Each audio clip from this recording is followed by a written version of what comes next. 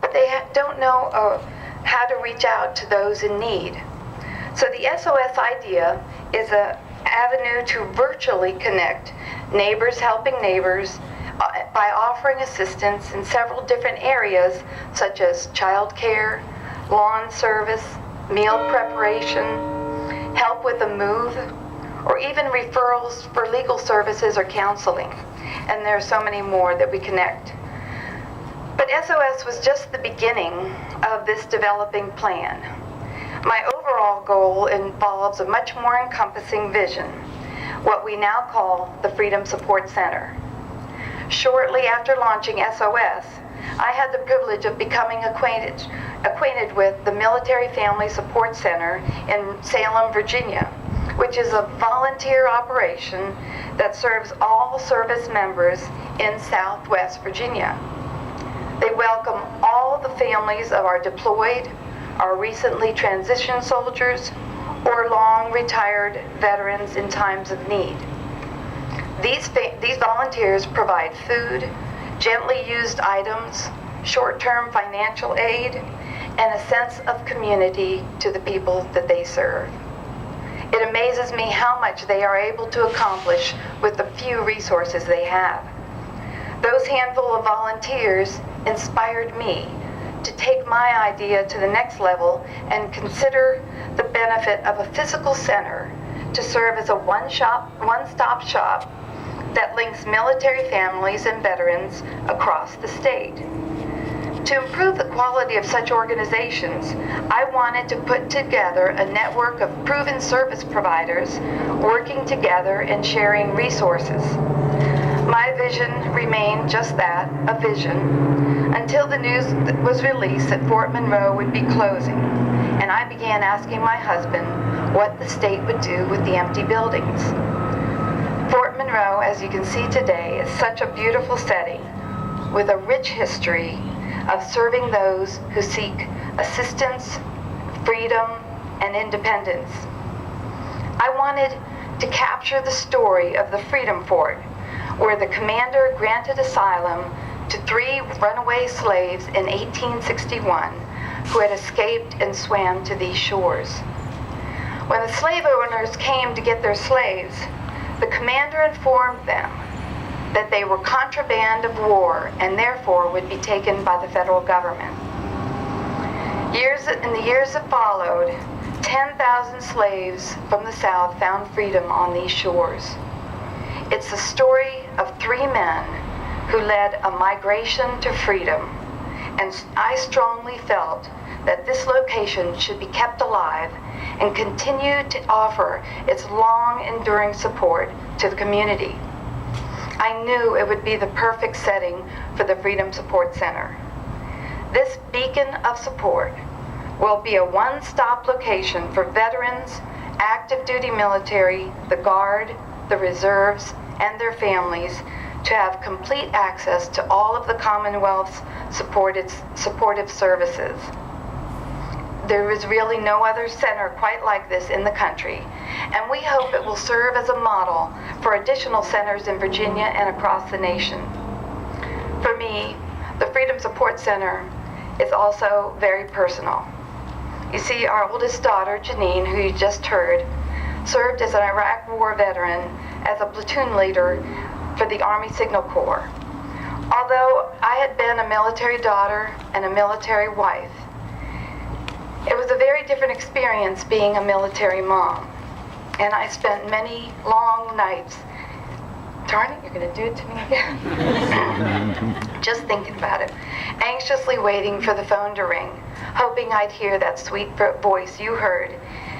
And I was just praying that she would be all right.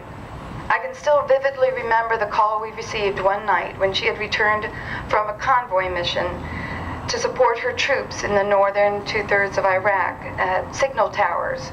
But she was supporting the ones just south of Baghdad.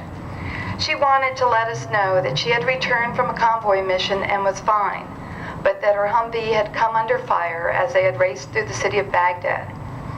And I immediately started saying, Janine, where were you sitting in the Humvee? And she said, Mom, It was nothing. It was just small arms fire. She didn't get it. She's not a mom yet. And while she believed that she had everything under control, I could not erase that piercing image of someone shooting at my daughter in a war zone. And in all these experiences, I'm not unique.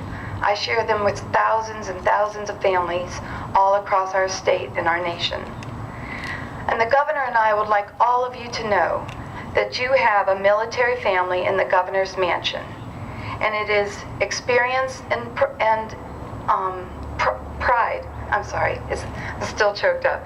But it's this experience and our pride in the military that informs all that we do. We are firmly committed to seeing that all our servicemen and women come home safely to a community full of opportunity where people are waiting and welcome them with open and loving arms. The Freedom Support Center is a place that will offer those opportunities to the families of our servicemen and women when it's crucially needed throughout their long deployments and after they have returned home. That's really what the Freedom Support Center is all about. Now, I would like to introduce you to another passionate advocate and proud father.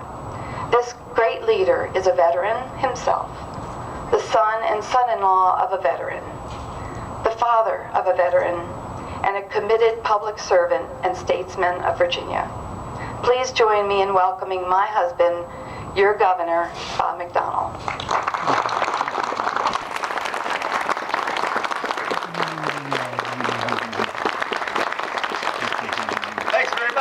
I appreciate it. Thank you.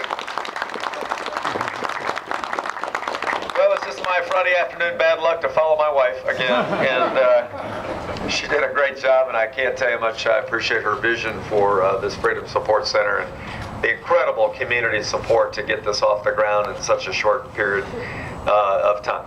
It kind of reminds me a little bit of church. Everybody's standing in the back and nobody's in the pews here. I don't know what this is. I mean, Glenn paid a lot of money for these. You really ought to come sit. But I want to thank all of you for coming, and I'm glad it's a nice sunny day. I'm sorry for being 10 minutes late, but we did it on purpose so you'd hear more of the Fort Monroe band play a few extra numbers. And boy, we're glad to have the Tradoc band back.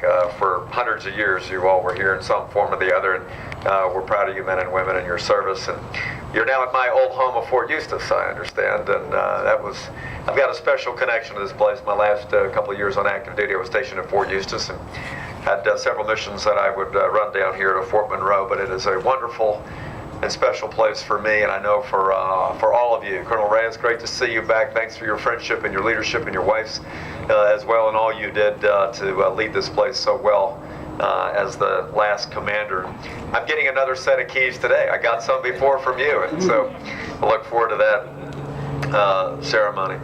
There's been a lot of thanks already given. I'll just add briefly to that. Certainly my friend, former delegate, and now your executive director, is doing a great job as the initial leader of the Fort Monroe Authority, my friend Glenn Oder. As you can see, we're very committed to what you're doing here at the state level, because we've got our Secretary of Homeland Security and Veterans Affairs, Terry Sood, our Commissioner of Veterans Affairs, Paul Galante, Major General Daniel Long, our Commander of the National Guard, and several others that represent the state that are here. And so we're going to do everything we can to make sure this is a successful venture, and that every veteran is given the support and the honor and the love and thanks that they are due for their service to our nation.